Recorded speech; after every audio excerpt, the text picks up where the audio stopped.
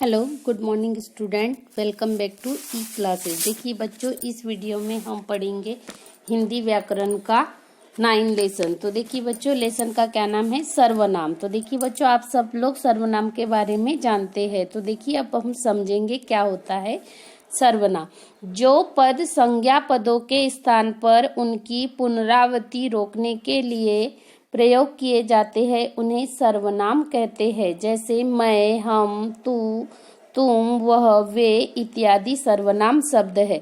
सर्वनाम के प्रयोग को स्पष्ट रूप से समझने के लिए निम्नांकित तालिका को ध्यानपूर्वक पढ़िए। तो देखिए बच्चों, आपके बुक में एक कॉलम बनाया गया है, कॉलम अ और कॉलम ब। तो देखिए, महिमा ने कहा महिमा अपनी घड़ी नहीं देगी। महिमा ने कहा मैं अपनी घड़ी नहीं दूंगी। तो देखिए बच्चों, बार बार हम किसी का नाम नहीं लिख सकते। जैसे यहाँ पर महिमा लिखा है, महिमा की जगह हमने सर्वनाम का यूज किया। कौन से सर्वनाम शब्द का? मैं। महिमा ने ईशान से पूछा ईशान कहाँ गए थे।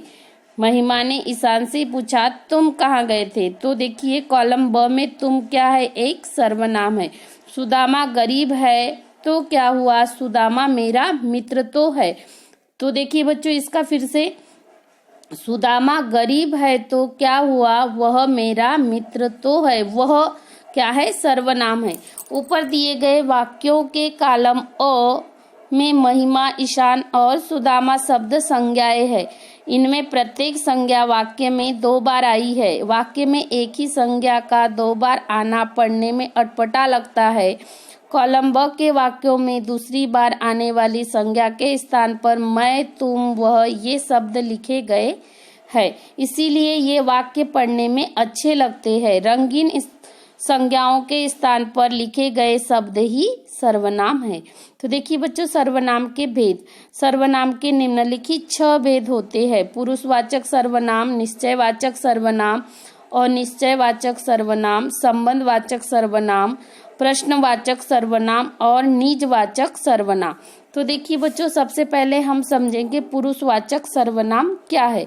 जिन सर्वनाम शब्दों का प्रयोग कहने वाले, सुनने वाले, जिसके बारे में बात कही जाए उसके लिए होता है, उन्हें पुरुषवाचक सर्वनाम कहते हैं। जैसे उसने मुझसे कहा कि कल तुम मुझे बिग बाजार में मिलोगे।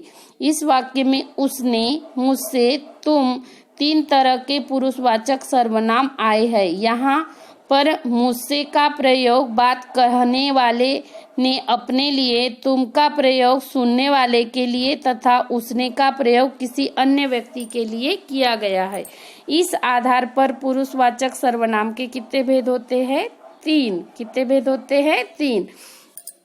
तो देखिए बच्चों, सबसे पहला है उत्तम पुरुष। उत्तम पुरुष सर्वनाम किसे कहेंगे? तो देखिए, जिस सर्वनाम का प्रयोग बोलने वाला अपने लिए करता है, यानी स्वयं के लिए, उसे उत्तम पुरुष कहते हैं। जैसे मैं, हम, मुझे, हमारा इत्यादि। इसके बाद है मध्यम पुरुष। मध्यम पुरुष में जिस सर्वनाम का प्रयोग बोलने वाला सुनने वालों के लिए करे उसे मध्यम पुरुष कहते हैं। जैसे तुम, तू, तुम्हें, तुम्हारा। फिर है स अन्य पुरुष। जिस सर्वनाम शब्द का प्रयोग बोलने वाला अपने तथा सुनने वाले के अतिरिक्त अन्य व्यक्ति के लिए करे, जैसे अन्य पुरुष कहते हैं वह, वे, उसने, उन्होंने आदि। फिर है निश्चयवाचक सर्वनाम। जो सर्वनाम किसी पास या दूर की वस्तु या व्यक्ति की ओर निश्चय पूर्वक संकेत करते हैं उन्हें निश्चयवाचक सर्वनाम कहते हैं। ये संकेतवाचक सर्वनाम भी कहलाते। उदाहरण के लिए देखिए, यह मेरा भाई है। ये क्या कर रहे हैं? वह कौवा है। वे हमारे साथी है। तो देखिए बच्चों, इन वाक्यों में यह, ए, वह, वे निश्चयवाचक सर्वनाम है। इसके 2 भेद हो सकते हैं: निकटवर्ती निश्चयवाचक सर्वनाम जैसे यह और ये, और दूरवर्ती निश्चयवाचक वह और वे। समझो, वह पुरुषवाचक सर्वनाम और निश्चयवाचक सर्वनाम दोनों ही है। इसमें इस अंतर का प्रयोग किस प्रकार हुआ है? देखिए बच्चों, निकिता मेरी बहन है। यह गाजियाबाद में रहती है। दूसरा एग्जाम्पल है, निकिता मेरी बहन है, वह गाजियाबाद में रहती है। तो देखिए बच्चों, ये क्या हो गया अन्य पुरुष वाचक। फिर है ख नंबर, यह साइकिल मेरी है, वह तुम्हारी है। तो यह क्या हो गया निश्चय वाचक, यह साइकिल मेरी है, वह तुम्हारी है। अब देखिए अनिश्चय वाचक सर्वनाम, जिस सर्वनाम से किसी निश्चित वस्तु या व्यक्ति का बोध न हो उसे अनिश्चय वाचक सर्वनाम कहते। तो देखिए बच्चों, ये नाम से ही पता चल जाता है अपने को कि ये अनिश्चय वाचक सर्वनाम है, जिसमें किसी निश्चित वस्तु या व्यक्ति का बोध नहीं होता। जैसे कोई इधर आ रहा है, कोई इधर आ रहा है का मतलब क्या होता है कि कोई भी आ सकता है, जिसको है ना, तो हम समझ सकते हैं कि बाहर कोई खड़ा है, कोई यानी कि राम भी हो सकता है, मोहन हो सकता है, यानी कि वो कोई निश्चित व्यक्ति नहीं है। उसको कुछ दे दो मतलब कोई भी वस्तु दे सकते हैं हम, उसका कुछ अनिश्चय वाचक सर्वनाम कहलाएंगे। इन वाक्यों में कोई और कुछ शब्दों से किसी विशेष व्यक्ति या वस्तु का बोध नहीं होता, अतः ये अनिश्चय वाचक सर्वनाम कहलाते हैं। फिर है फोर्थ, प्रश्नवाचक सर्वनाम। जिस सर्वनाम का प्रयोग प्रश्न पूछने के लिए किया जाए उसे प्रश्नवाचक सर्वनाम कहलाते हैं। ये तो सभी जानते ही है। जैसे कौन जा रहा है, तुम क्या पढ़ रहे हो, तुम्हारा नाम क्या है, तुम कहाँ रहते हो। इन वाक्यों में कौन और क्या शब्द प्रश्न पूछने के काम आ रहे हैं, अतः ये शब्द क्या कहलाएंगे, प्रश्नवाचक सर्वनाम कहलाते हैं।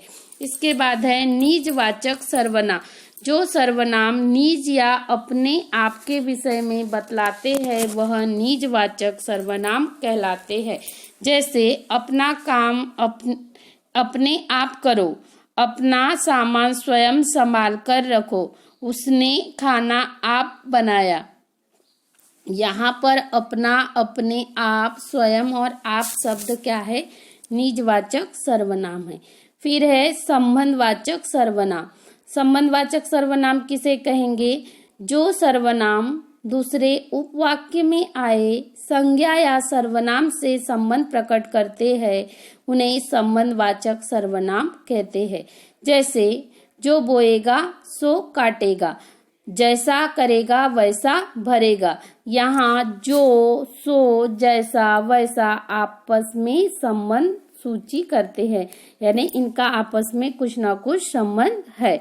तो देखिए बच्चों, यहाँ पर इस वीडियो में ये आपका लेसन कंप्लीट हो जाता है। कौन सा, 9, कौन सा है, सर्वनाम। तो देखिए बच्चों, इसके क्वेश्चन आंसर आपको स्वयं करना है। Thank you.